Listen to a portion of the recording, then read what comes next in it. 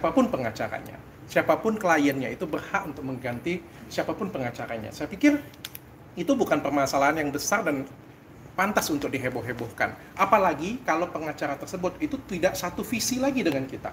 Tujuan saya mencari pengacara adalah mencari kenyamanan. Jadi semua orang itu mencari pengacara itu untuk cari ketenangan, kenyamanan. Tapi kalau kita cari pengacara, terus setiap hari kita ketakutan dengan pengacara kita, seperti menghadapi debt collector, seperti menghadapi rentenir, ya kan jadinya untuk apa kita ada pengacara? Sedangkan pengacara ini kan memberikan kenyamanan kepada kita sebenarnya. Makanya itu saya ingin mengganti pengacara saya. Dan saya pikir itu adalah hak seorang klien. Yang kedua, sebenarnya Bapak Rasman itu saya cabut kuasanya untuk pegang kasus saya dengan Kartika Putri, namun beliau tetap menjadi pengacara perusahaan saya. Jadi beliau adalah tetap pengacara perusahaan saya. Jadi saya cabut itu sekitar tanggal 27 Desember, tapi beliau itu masih pengacara perusahaan saya karena kita ada ikatan jangka panjang dengan Bapak Rasman sebenarnya, ya. Dan fee beliau itu tetap dibayar full. Jadi saya bingung kalau beliau bilang bahwa ada kewajiban yang tidak dibayar. Fee bulan Desember, fee bulan Januari itu semua dibayarkan dengan full sebenarnya, ya. Nah, namun kenapa sih saya memberhentikan mantan pengacara saya? Yang pertama, sebenarnya seorang pengacara kan tidak boleh menjelek-jelekkan klien. Itu sudah jelas sekali ada etikanya. Tidak boleh menjelekkan klien, membicarakan klien dengan cara yang tidak hormat, melakukan konferensi pers tanpa izin kliennya, apalagi membuka rahasia kliennya. Saya pikir itu merupakan tindakan yang tidak pantas, ya.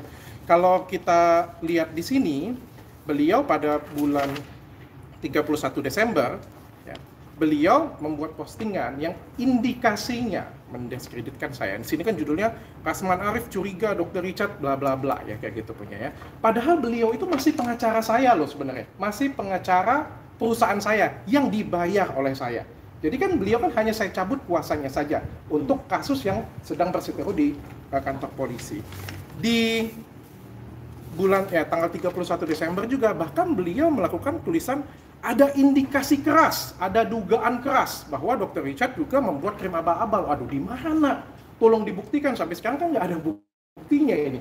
Saya punya ada krim abal-abal. Lucu ya, saya ini lakukan edukasi terus-terusan tentang krim abal-abal. Nggak mungkin saya menjual krim abal-abal, kayak bunuh diri jadinya. Tapi kan tulisan seperti ini kan cukup mengganggu saya. Saya masih tetap mengelus dada. Mungkin dia lelah. Ya kan saya nggak tahu ya, mungkin dia juga capek, lelah. Ya, saya nggak mau lawan, ada saya berbicara, saya tidak berbicara. Kenapa saya tidak berbicara? Saya tidak menggunakan hak saya untuk berbicara, karena saya menghormatin beliau, dan saya menghormatin kantor hukum beliau. Jadi saya tidak sedikit pun berbicara. Yang kedua, kenapa alasan saya memberhentikan mantan pengacara saya, beliau tetap saya, fee-nya tetap saya bayarkan. Lalu ya tentu kita akan memberikan pekerjaan. Ya. Saya telah memberikan pekerjaan untuk mereview dokumen hukum punya saya. Itu berlangsung dari, kalau saya nggak salah, bulan Oktober. Bulan Januari tidak dikerjakan, sehingga kita berkirim surat. Tolong segera dikerjakan. Ini bukti pengiriman suratnya juga sudah ada. 2 kali saya membuat surat, tolong dikerjakan. Lalu yang kedua juga tolong dikerjakan, karena kan ini kan ada kepentingan bisnis ya. Beliau kan adalah pengacara saya, bisnis saya kan tetap harus jalan nih. Beliau harusnya mengerjakan ya, kan fee-nya dibayar, beliau adalah tetap pengacara saya, harusnya tetap mengerjakan tugas yang diberikan oleh kliennya. Namun tidak digubris. Ya tentu saja setelah pekerjaan tidak digubris, dari perusahaan mengeluarkan surat pemutusan hubungan kerja. Ya nggak mungkin kan dibayarin terus, dibayar. Kita membayar pengacara untuk mengejek-ngejek kita, untuk menjelek-jelekkan kita, terus kita kasih pekerjaan juga tidak dibayar. Itu alasannya. Terus ada beberapa hal yang saya pengen komentari. Saya diam selama ini. Ya. Jadi di bulan Januari ada tulisan yang seperti ini punya. Lagi-lagi beliau konferensi pers dan saya tidak menanggapi apa-apa. Pengacara terima kuasa, diputus sepihak, ya, menuntut kuasa. Nah, di sini menuntutnya setiap kuasa itu 1 miliar. Ada kalimatnya. Ada 8 kuasa. 1 kuasa 1 miliar. Jadi ada 8 miliar. Ditambah dengan fee dia dikalikan jumlah bulan berjalan sampai selesai. Bu, di mana Bu? Kerja aja belum. Coba kalau kalian jadi wartawan, kalian protes dengan pimpinan kalian. bayar dong gaji saya 5 tahun ke depan, bayarnya sekarang. Nggak mungkin lah. Terus kita ngomong, setiap pemutusan hubungan, pemutusan kuasa, itu ada dendanya. Ini kontraknya. Dan saya bingung, dari kontrak ini, di mana ada tulisan itu? Ya saya membayar kewajiban saya. Jadi kan dikatakan bahwa saya tidak membayar kewajiban saya. Kewajiban yang mana? Kewajiban bulanan kita terus bayar kok. Kewajiban bulanan saya terus bayar. Namun kewajiban beliau sudah dikerjakan atau tidak, seperti itu. Ya, jadi kita nggak ada yang semena-mena sebenarnya, dan kita semuanya itu bersurat semuanya. Lalu yang terakhir, bagaimana mungkin saya bisa bekerja sama dan terus melakukan pembayaran jika pengacara saya melakukan hal tersebut seperti pada saya. Jadi akhirnya kita memutuskan untuk melakukan pemutusan hubungan kerja secara baik-baik. Sekali lagi saya bilang secara baik-baik. Nggak ada kan saya kompres di media, saya putusin kayak gitu, punya nggak ada. Kita baik-baik semuanya, by surat semuanya. Dan juga untuk gugatan yang beliau kirimkan kepada saya, ya nggak apa-apa. Beliau menganggap diri beliau benar, nggak apa-apa, nanti mungkin tempatnya kita akan selesaikan nanti di pengadilan. Mungkin itu penjelasan dari saya silakan pada teman-teman media untuk bertanya. Dok, mungkin pas saat pemutusan dari pihak dokter sendiri, ada, kan tadi sempat ada surat tuntutan, ada reaksi dari Pak Rasman? Beliau malah mengirimkan somasi pada saya. Yang isinya? Apa ya, pada waktu itu minta tetap dibayarkan ya, minta bayaran tetap apa ya, yang seperti ini ya, setiap apa nih namanya kuasa yang lepas kayak gitu punya. Tapi saya bingung, ini dasarnya apa kayak gitu. Jadi kalau misalnya nih ya, ada pengacara saya yang bilang kayak gitu punya, setiap kuasa yang lepas mintanya kok 1 miliar, kenapa nggak minta 100 juta? Kenapa nggak minta 10 miliar per kuasa? Ini dasarnya tulisannya dari mana ini?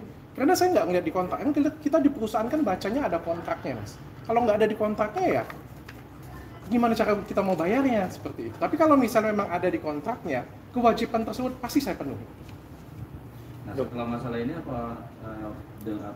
hubungan kuasa dengan perusahaan dokter masih berjalan atau memang sudah selesai? Tidak, sudah selesai. Jadi per bulan Februari kemarin kita sudah selesai, karena kita sudah mengirimkan surat 2 kali, namun tidak digubris, pekerjaan juga tidak dilakukan, sehingga akhirnya kita melakukan pemutusan hubungan kerja. Tadi sempat dokter bilang soal kenyamanan. Memang ketidaknyamanan apa yang dokter rasakan? Wah, saya sebagai seorang klien ya, saya yang paling tahu rasanya seperti apa pelayanan pengacara saya. Jadi kalau kalian pergi ke dokter, kalian yang paling tahu kan siapa dokter itu. Orang bisa ngomong itu dokter itu hebat, dokter itu baik, dokter itu ini, dokter itu. Tapi kan kalian sebagai pasien, kalian yang bisa merasakan dokter itu bagaimana. Dan saya sebagai seorang klien, saya yang bisa merasakan apa yang saya rasakan terhadap pengacara saya. Ya kalau memang kan harusnya kalau kita bayar pengacara, harusnya kan memberikan kenyamanan pada kita. Oh tenang, hukumnya seperti ini, kamu tenang, aman. Tapi kalau misalnya kita setiap hari ada rasa ketakutan, ada rasa cemas, seperti saya bilang tadi, ada rasa seperti dikejar debt collector, apalagi dikejar rentenir, seperti ada rasa pengen dipelorotin kayak gitu punya. Kan ini kan buat rasa kita tuh tidak tenang. Apalagi bagaimana kita bayar pengacara, pengacara itu semua marah dengan kita. Ini yang bosnya siapa sebenarnya? Jadi ya, saya juga ngerasa nggak nyaman dan mungkin tidak satu visi misi lagi. Sehingga ya saya kan cari pengacara yang satu visi, satu misi dengan saya. Supaya komunikasinya juga enak. Kan hubungan pengacara dengan klien itu komunikasinya harus bagus. Sedangkan kalau komunikasinya sudah tidak bagus lagi, ya mungkin sudah saatnya untuk diakhiri. Tapi sebenarnya saya nggak semena-mena. Jadi diakhiri itu cukup yang kasus ini aja nih, jangan disentuh. Tapi beliau tetap pengacara saya. Tapi kan setelah itu ada cerita-cerita lanjutan, sehingga akhirnya kita terpaksa melakukan pemutusan hubungan kerja. Dok, maaf lagi pas preskon Pak Rasman ya. Malah katanya, maaf ya kan, dokter sendiri yang ngeburu-buruin Pak Rasman yang lagi sakit. Ingat gak dok pas dokter dipanggil di Polda tuh, panggilan pertama atau kedua kan dipanggil tuh ke Kinsus ya. Nah itu katanya dokter Pak Rasman lagi sakit tapi diburu-buruin, itu gimana tuh dok? Kayaknya malah dia jadi kayak Pak Rasman yang diburu-buruin yang digini sama dok. Gimana tuh cerita sebenarnya? Saya nggak ada yang buru-buru. Pada waktu itu semuanya sesuai dengan undangan Polda. Jadi saya nggak bisa mempercepat undangan dari Polda, nggak bisa. Jadi undangan pada Polda pada waktu itu tanggal 27 Desember, saya sudah bilang bahwa saya siap untuk tanggal 27 Desember. Itu aja sih sebenarnya. Jadi tidak ada saya percepat, semuanya sesuai dengan schedule apa yang dikirimkan oleh Polda. Dok, apakah mungkin dari pihak sana dokter terlalu banyak meminta soal hukum itu hukum atau Meminta soal hukum ini apa namanya advice? Ya mungkin Waduh, paling sedikit kerjaan di tempat saya. Saya itu hanya minta review dokumen dan itu juga sudah berlangsung dari bulan Oktober ya kalau saya nggak salah ya. Jadi sudah lama, sudah diminta dan berulang-ulang kali kita minta tapi tidak digubris. Tuh. Kalau banyak nggak banyak sih, tempat saya nggak banyak justru sebenarnya. Berarti mulai agak renggang itu pas bulan-bulan Desember ke Januari. Desember ke Januari. Itu gimana respon dari asisten? Sebenarnya saya tuh pada waktu itu mintanya baik-baik. Saya sampaikan baik-baik, Bang. Untuk ke depan ya kan lisan dulu ya. Tentu kita sampaikan lisan terlebih dahulu, terus abis itu dilengkapi dengan surat tertulisnya. Bang, saya bilang untuk ke depan Abang tidak mewakili saya lagi untuk kasus Kartika Putri dan lain-lain kayak gitu punya. Tapi Abang tetap merupakan pengacara saya. Ya, jadi untuk kasus itu aja yang kita cabut nih kuasanya nih ya. Dan saya juga melarang untuk Abang untuk konferensi pers membawa nama saya. Ya kan, saya juga nggak nyaman dibicarakan, sedangkan beliau kan bukan pengacara yang memegang hak tentang kuasa hukum saya lagi. Saat itu jawaban Parasman. Oh, beliau marah-marah. Saya juga kan bingung. Kan seperti saya bilang tadi, adalah hak klien untuk mengganti pengacaranya. Saya pikir di semua, saya ini diam ya, karena apa? Beliau tuh selalu mengatakan saya tidak membayar hak. Jadi kan dikomentarin, oh nggak bayar hak. Hak yang mana yang nggak saya bayar? Tunjukkan hitam di atas putihnya. Kalau ada hitam di atas putih, saya itu paling benci kalau hak orang tidak dibayar. Saya tidak pernah bermasalah sekalipun dengan karyawan saya. Kenapa? Karena memang ya menurut saya hak karyawan ya silakan untuk karyawan. Saya nggak mau mengambil hak orang. Tapi ya kan karyawan juga punya kewajiban. Tentu kalau misalnya saya membayar karyawan saya, beliau harus bekerja sesuai dengan SOP. Nggak bisa karyawan saya bilang, Dok, bayar 10 tahun ke depan gaji saya. Jadi kalau gaji saya 10 juta dikali 12, 120 juta dikali 10 tahun, 1,2 miliar bayar di depan. Habis itu nggak kerja. Kan lucu kita lihatnya seperti itu. Dok, mungkin selain ketidaknyamanan atas bukti-bukti tersebut, apa dokter merasa tercemar mungkin? Oh, itu sedang ditelaah oleh kuasa hukum saya. Nanti juga akan ditelaah, mungkin nanti akan dilaporkan oleh kuasa hukum saya ke depan. Bakal somasi mungkin? Ya, akan ada somasi dan juga mungkin akan dilaporkan oleh kuasa hukum saya. Sedang kita pelajari. Sejauh ini dokter menanggapi adanya somasi dan laporan kalau nggak salah sudah. Dia gugat, kalau saya nggak salah ya, gugat perdata ya. Kalau saya sih tinggal tunggu undangan pengadilannya aja. Kita datanya semuanya sudah lengkap. Intinya saya nggak pernah konferensi pers seperti ini sejak dari Desember. Jadi saya sudah menghindari media, makanya saya gugup. Sudah lama banget saya nggak ngomong dengan media seperti ini punya. Saya menghindarin supaya udahlah masalah kayak gini punya, udahlah anggap aja dia lelah, saya bilang kan, anggap aja dia capek. Males saya ngomongin seperti ini punya. Tapi kalau beliau sudah melakukan gugatan aja nggak jadi masalah. Karena kalau beliau melakukan gugatan itu adalah hak beliau. Tapi setelah melakukan gugatan, melakukan konferensi pers, ini kan harus saya klarifikasi. Jadi seolah-olah ini saya tidak melakukan kewajibannya saya, seperti itu. Padahal saya melakukan kewajibannya saya. Ya nggak apa-apa, masalah gugatan kita selesaikan nanti di pengadilan. Ada upaya untuk mengadu ke macam kayak komunitas pengacara seperti Peradi atau gimana? Nah, itu dia ya. Jadi kalau kita ngelihat kan ini kan pada postingan beliau kan secara tertuju banget ya. Tertuju banget mendiskreditkan saya, menjelek-jelekkan saya. Jujur aja, saya ini sudah capek ketemu dengan masalah.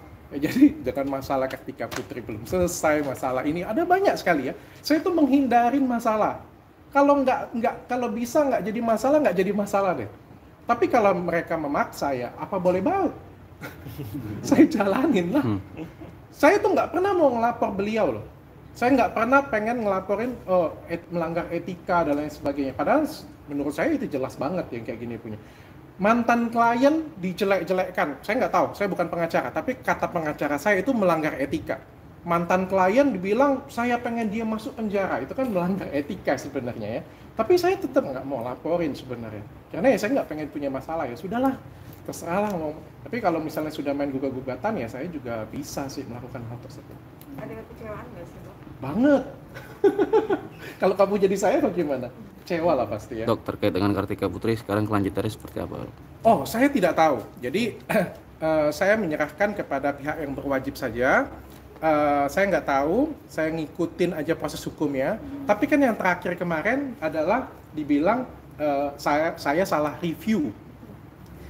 Produknya 2020 semuanya sudah BPOM katanya seperti itu ya. Saya cuma memberikan klarifikasi. Mana tas merah saya? Tas merah saya dong. Jadi katanya kan 2020 dan saya salah periksa. Yang saya periksa adalah 2019, sedangkan Kartika Putri memakai produk yang 2020. Tidak seperti itu ya teman-teman, saudara-saudara, karena saya memeriksa produk tersebut 3 kali. 2019, awal 2020, dan Agustus 2020. Dan produk Agustus 2020 dan yang dipegang oleh Kartika Putri itu adalah produk yang sama persis. Produknya satu lagi. Ya, kalau kita mau lihat ya, ini juga untuk edukasi sama-sama ya. Di mana tulisan BPOM dari produk ini. Apakah produk ini BPOM? Kan kemarin kan dibilang produknya sudah BPOM semua. Apakah ini produk BPOM? Teman-teman, ini bukan produk BPOM. Ini namanya racikan. Dan racikan itu tidak BPOM. Racikan itu harus berdasarkan konsultasi dokter. Dikeluarkan oleh klinik, dibuat oleh apoteker. Dan dibuat person to person, tidak boleh diproduksi massal. Sekali lagi saya bilang, ini produk BPOM nggak? Ini bukan produk BPOM. Lalu, ini pemeriksaan labnya. Kalian bisa lihat. Labnya itu bulan Agustus 2020. Ya, jadi tidak 2019, Agustus 2020, dan ini positif hidroquinone dari hasil pengecekan lab. Ya. Kalau ditanya belinya di mana, saya beli di tempat yang resmi, distributor resminya, dan saya punya buktinya semuanya itu. Kalau pembelian online menjadi sesuatu yang salah, bahaya sekali di Indonesia ini. Kalau beli online itu salah. Lalu kalau misalnya racikan, kok bisa racikan diproduksi massal seperti ini? Apakah boleh produk racikan diproduksi massal banyak seperti ini punya? Tidak boleh kan pastinya. Karena racikan itu sejatinya habis saya ngobatin kamu baru dibuat, bukan sudah disiapkan terlebih dahulu. Namun bukti-bukti ini sudah saya lampirkan semuanya kepada Bapak Polisi. Saya ngikutin semua ketentuan hukum yang berlaku. Mudah-mudahan cepat selesai gitu aja. Sampai Dok, sekarang ketika bertemu di Mabes Polri seperti apa, Dok? Nah, itu juga ya. Jadi sebenarnya kemarin keluar dari Mabes Polri, saya nggak konferensi pers. Sahabat saya yang satu sebelah sana, dia konferensi pers.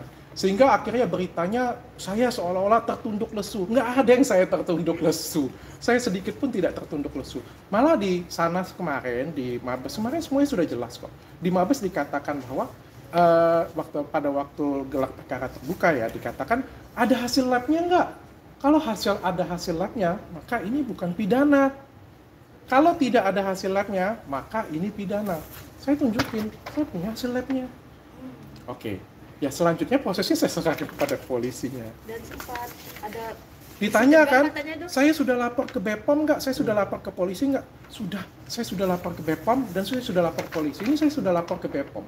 Ya, tanggal bulan Mei 2020 produk tersebut itu pernah saya laporkan ke BPOM dan BPOM sudah menerima. Oke. Oke. Berarti saat ini pengacara nanti siapa ini? Nah, isu katanya Pak Hotman atau gimana sih? apakah di sebelah saya ada Hotman Paris? Apakah di sebelah kiri saya ada Hotman Paris? Nggak ada. Kalau ada Bang Hotman, pasti Bang Hotman di sini ya. Jadi saya dan Bang Hotman itu sebenarnya hubungan bisnis ya. Dia bukan pengacara saya yang lain, dan pengacara saya kebetulan nggak suka pansos. Sebenarnya pengacara yang baik ini saya kasih tips juga ya. Untuk cari pengacara yang baik itu adalah kepentingan klien, bukan untuk cari kamera seperti ini punya. Ya mengerikan sekali misalnya pengacara itu nyari kamera doang, tapi mencelakakan kliennya. Itu berbahaya sekali sebenarnya ya. Jadi kebetulan pengacara saya nggak seperti itu yang sekarang ya.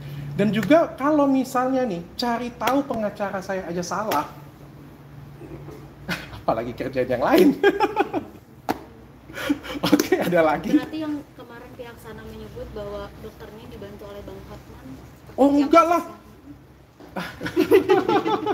Jadi Nggak pihak ada sana lah yang dibantu.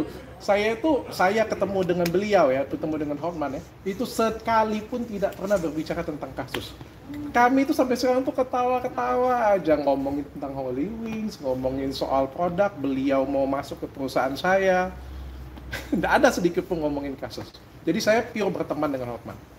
Oke dok, kemarin kan sempat pengen hampir tertipu nih dengan MZ nih. Kronologisnya seperti apa sih? Boleh ceritain nggak?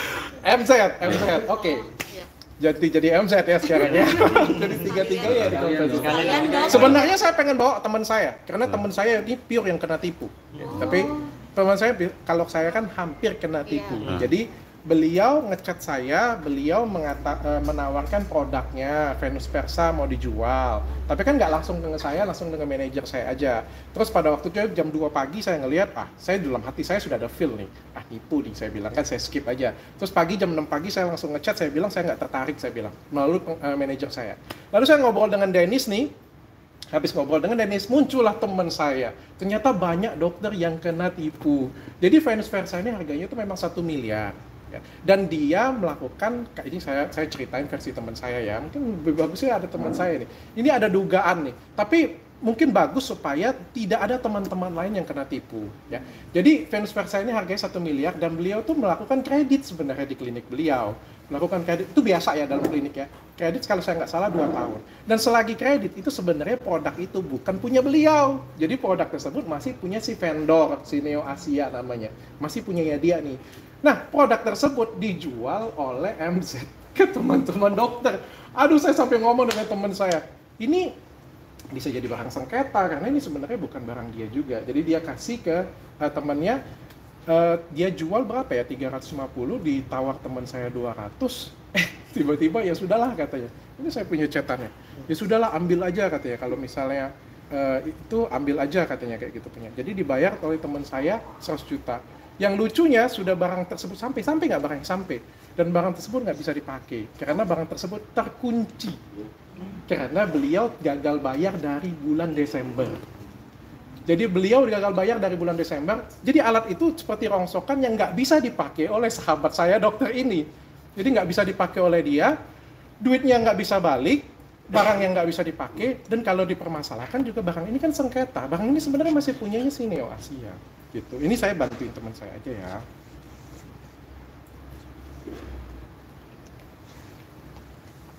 Tuh, saya nggak usah tunjukin deh. Dok, dan juga ada mudah-mudahan nggak ada lagi yang kena ya, karena ini saya sedih sih sebenarnya. Mudah-mudahan beliau benar-benar sakit ya. Dok, ada saya tuh doa ya sebenarnya, mudah-mudahan beliau tuh benar-benar sakit lah. Karena kalau nggak sakit kan namanya ini penipuan. Kalau sakit ya mungkin ada gangguan psikotik ya. Dok, kabarnya juga barang yang dibeli expired, dok. Iya, itu bukan expired. Jadi mesin itu sebenarnya kan ada kode pakainya ya. Dan beliau itu kalau dari cerita dengan teman saya ini, dari Desember beliau sudah tidak bayar, jadi gagal bayar dari bulan Desember. Jadi mesin tersebut tuh nggak bisa dipakai. Jadi ada di tempat beliau tuh nggak bisa dipakai sama sekali. Beliau sudah bayar, nggak bisa dipakai produknya, terus diambil hak milik juga nggak bisa. Sedangkan kita mau expirednya kita perbaharui nggak bisa. Karena apa? Kontraknya itu antara MZ dengan perusahaan tersebut. Jadi kayak sengketa gitu. Bisa menghubungi MZ nggak, minta pengembalian refund atau gimana? Jawabannya gimana? Sudah, teman saya sudah ngechat sampai kemana-mana, tapi nggak dibalas-balas lagi. Malah katanya mau dituntut dia. Tapi pengacara bilang nggak bisa dituntut karena dia mengidap penyakit bipolar. Nah, mudah-mudahan ya, makanya saya doakan. Saya itu positif thinking. Kalau kalian nonton di YouTube saya itu positif thinking banget dengan beliau sebenarnya. Ya, tapi saya itu sedih karena beliau juga salah satu orang klinik kecantikan kan. Beliau juga secara nggak langsung saya tahu beliau juga tahu saya. Makanya beliau ngechat saya kan, dan untung nggak saya balas ya kemarin. Kalau nggak saya juga salah satu list korban. Oke dok, dari kalangan dokter, teman dokter, berapa orang yang kena tipu oleh MZ? Oh, kalau yang dapat di saya ada 2 ya. Dua-duanya sebenarnya saya dapatnya dari Dennis, karena Dennis membuka posko pengaduan. Kebetulan satunya teman akrab saya, jadi dia cerita dengan saya gitu. Kemarin tuh yang jadi 100, yang satu lagi berapa? Kayaknya saya nggak tahu. Dengan Dennis mungkin lebih lengkapnya. Ya, kalau yang ini sampai 100 dan kontak-kontakan tapi nggak dihubungin lagi, mana mau dituntut balik dia. Ada rencana untuk balik ke komplain atau misalnya nggak terbukti gimana? Saya pengen masalah cepat selesai aja lah mas. Ya sebenarnya saya tuh pengennya segala sesuatu tentang saya di media itu yang ngomongin tentang edukasi saya. Saya senang sih kalau media tuh mengutip 5 tips dari saya, 7 tips dari saya. Ini yang muncul saya ada gugatan. Jadi menurut saya harus saya clearkan, makanya saya konferensi pers seperti ini. Saya harus jawab supaya nggak kotor nih. Saya cari nama saya itu gugatan. Paling nggak kan ada ceritanya bahwa saya menjawab, saya tidak melakukan, tidak membayar kewajiban. Saya membayar semua kewajiban saya. Gitu. Dok, Oke. mungkin Terakhir. dengan segala permasalahan yang ada, apalagi kan kemarin sudah 2 status ya dok ya, yang tersangka itu ya dok ya. Gimana dok menjalani hari-hari dok? Kepikirannya gimana? Apalagi kan klinik harus tetap jalan, terus masih ada masalah yang... Puji Tuhan, klinik jalan, saya sehat, keluarga sehat, semuanya baik-baik saja. Tersangka itu bukan artinya salah ya, sekali lagi ya. Tersangka itu semua punya hak yang sama. Jadi sebenarnya nggak ada masalah dengan kata-kata tersangka ya. Biarlah hukum yang menjalankan bagaimana. Kalau memang saya salah ya saya jalanin saja, saya nggak bisa ngomong. Yang penting dari dalam hati saya, dari dalam jiwa saya itu sebenarnya niatnya bukan untuk mau pansos, mau menjatuhkan si artis, mau menjatuhkan produk, enggak. Saya itu cuma pengen bantu masyarakat, saya cuma pengen bantu wanita Indonesia, itu aja sih. Dan banyak yang terbantu. Terus ya kalau misalnya ada yang tersinggung ya wajar-wajar aja ya, jelas-jelas abal-abal kan, pasti aja ada yang tersinggung. Ya, saya anggap ini semuanya bagian dari perjuangan, itu aja. Oke. Cukup, terima kasih ya semuanya.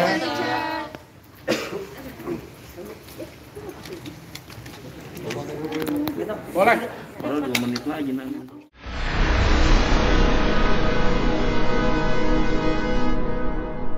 Jadi jangan lupa untuk subscribe Cumi Cumi. Ditekan ya tombol lonceng merahnya.